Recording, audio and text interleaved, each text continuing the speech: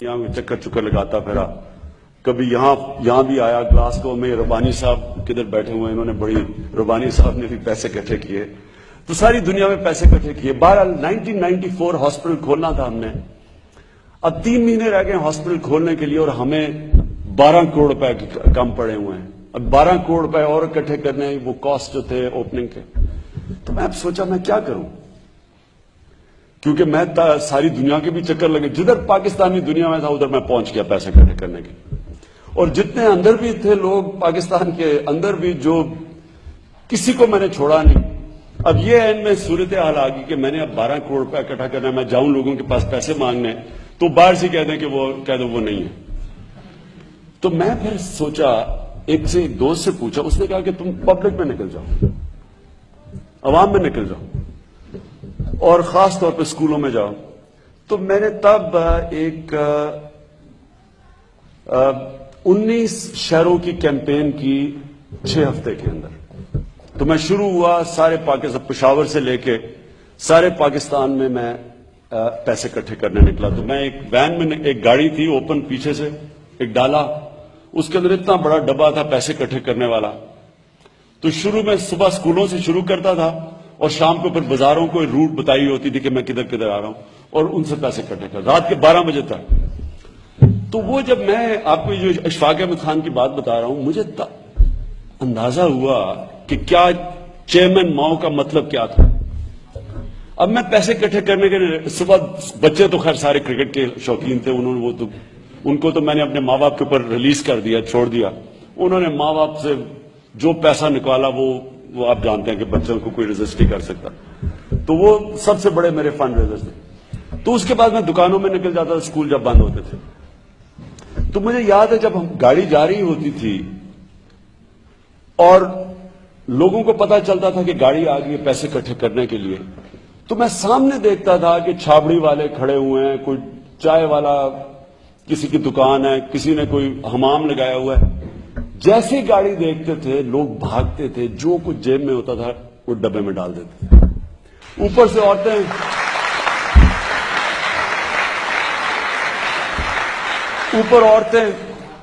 کوئی اوپر سے اپنا کوئی ہار پھینک رہی ہیں، کوئی یہ کانوں کی بالیاں، تو کوئی اچھا کسی کے پاس پیسہ نہیں، گھڑیاں اتار کے دے رہے ہیں لوگ.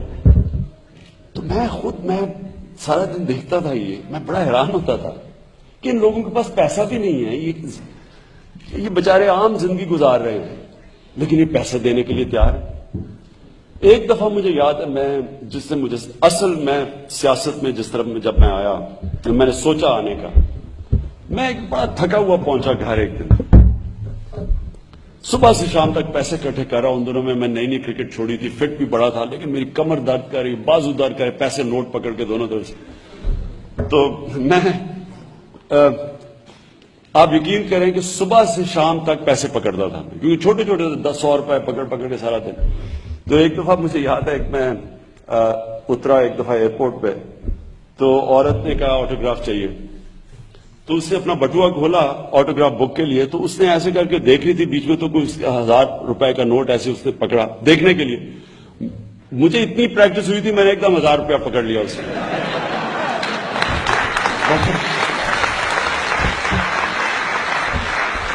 بعد میں بڑی شرم آئی مجھے اس کی، کیونکہ اسے 1000 روپے نہیں دینا تھا وہ بیچاری کو بھی.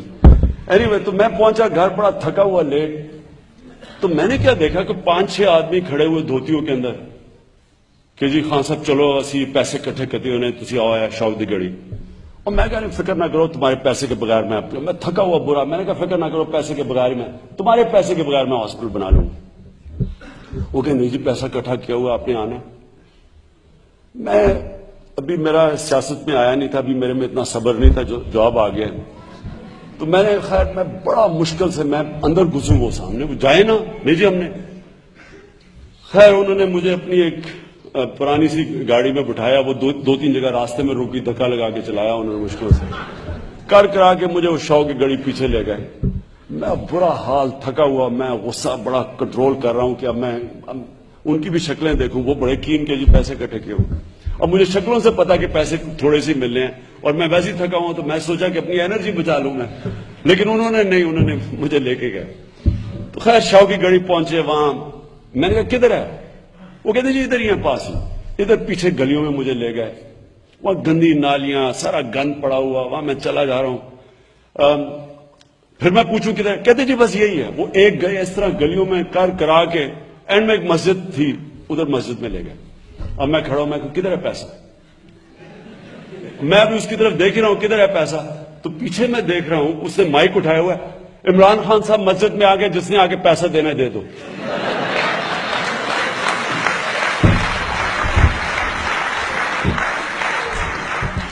خیر اب مجھے نہ سمجھ آئے میں کیا کروں, بڑا میں کنٹرول کیا. دیکھتے دیکھتے ساری مسجد بھر گئی. اچھا جب مسجد بھری, پہلے تو میں حیران ہو گیا. پہلے تو میں سمجھا کہ ابھی میں نکلنے لگا تھا, میں باہر جانے لگا تھا, میں نے دیکھا لوگ آنے شروع ہو گئے, مسجد بھر گئی. جب میں نے وہ لوگوں کو دیکھا, بوڑھی عورتیں, غریب لوگ بےچارے, کوئی مجھے 5 روپے دے رہا ہے, کوئی مجھے 10 روپے دے رہا ہے. اور میں جنرلی پڑھا, پہلے تو میں بڑا برا فیل کیا کہ میں ایسی, اتنا مجھے غصہ چڑھا ہوا تھا. اور میں نے انہیں باقی کہا, دل سے کہا, میں نے کہا دیکھو تمہیں 5-10 روپے کی میرے سے زیادہ ضرورت ہوگی, آپ اس پیسے کو رکھیں اپنے پاس, آپ فکر نہ کریں, میں ہاسپٹل بنا لوں گا. وہ سارے آگے سے کہیں نہیں جی ہم نے اس میں شرکت کرنی ہے, غریب لوگ, ہم نے اس میں شرکت کرنی ہے. اور آپ حیران ہوں گے کہ میں 12 کروڑ روپے اکٹھا کرنے کے لیے نکلا تھا, اور سب نے مجھے کہا کہ تم یہ پیسہ نہیں اکٹھا ہوگا. یہ جو 6 ہفتے میں نے ٹور لگایا, ہم نے 14 کروڑ روپے اکٹھا کیا.